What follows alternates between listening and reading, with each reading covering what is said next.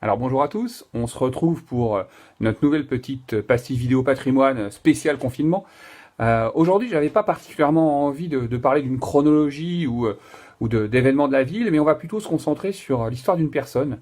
Et on va parler de Gabriel Desjacques. Alors Gabriel Desjacques, c'est un personnage assez important qui a vécu à la fin du 19e siècle et à peu près jusqu'au milieu du 20e. Hein, alors il n'est pas à Hennebont, enfin il n'est pas né à Hennebont du moins, mais il est né à Villeneuve-sur-Lot le 18 octobre 1862.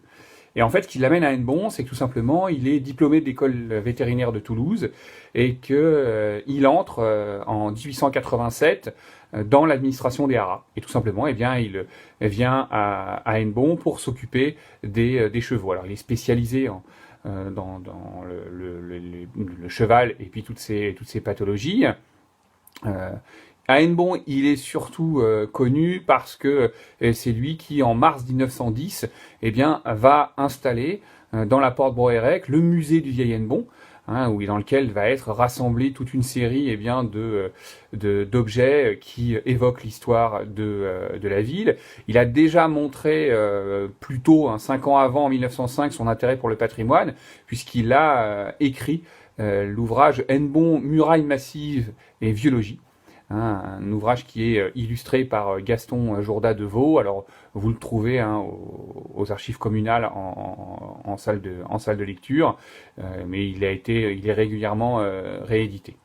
Alors, hormis cet intérêt pour le patrimoine, il est aussi régulièrement consulté pour des questions d'hygiène animale dans la ville, à tel point qu'en 1912, il rentre au conseil municipal. Alors, il donne son avis notamment sur l'abattoir, sur eh bien, les marchés, la tenue des marchés, hein, notamment les questions sanitaires autour de ces marchés. Hein. On est vraiment au tout début du XXe siècle, donc ces questions sont assez neuves.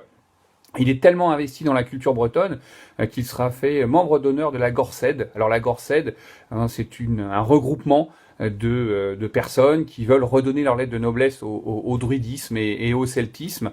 Hein, donc c'est très très en vogue à cette époque-là. Il sera d'ailleurs membre d'honneur avec le docteur Cotonec, hein, qui lui a laissé son nom aussi dans le cadre de la culture bretonne et puis également dans le cadre de la lutte bretonne. Hein, si vous allez sur le bois du Duc, vous allez voir une stèle qui est posée à la mémoire des lutteurs et qui a eh bien, fait aussi mention du docteur Cotonec. Le docteur Gabriel Desjacques est touché par la cécité en 1922.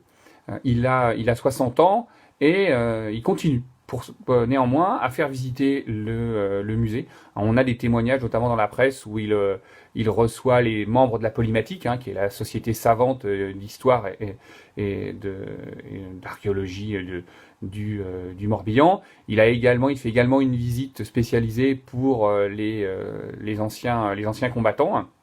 Donc, hein, jusqu'en 1939, on a des traces de visite de son musée. On possède aussi quelques photographies hein, où on le voit notamment rue de la Prison, à l'entrée d'une des maisons de la rue de la Prison, une très belle maison à pans de bois qui a disparu suite au bombardement.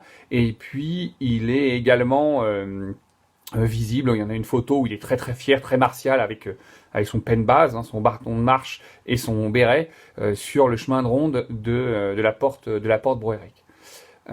Il décède à Hennebont le 26 mars 1944.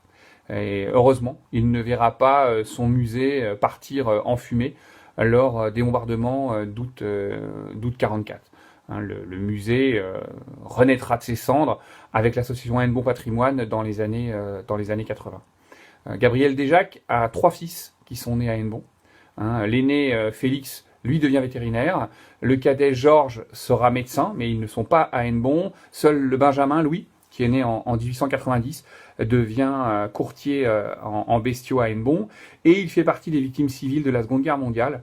Hein, le 8 août 1944, il est abattu par l'occupant allemand avec 3 civils qui se sont réfugiés dans la maison qu'il occupait rue Neuve, hein, donc sur la rive droite. On trouve d'ailleurs le nom hein, de Louis Desjacques sur la plaque qui est sur le quai des Martyrs. Et ils sont ensevelis au cimetière de Saint-Caradec où on peut voir leur tombe. Voilà, c'était une petite présentation d'un personnage important de l'histoire de la ville, donc Gabriel Desjacques. Donc je vous dis à bientôt, bon confinement, et puis on se retrouve pour un nouvel épisode.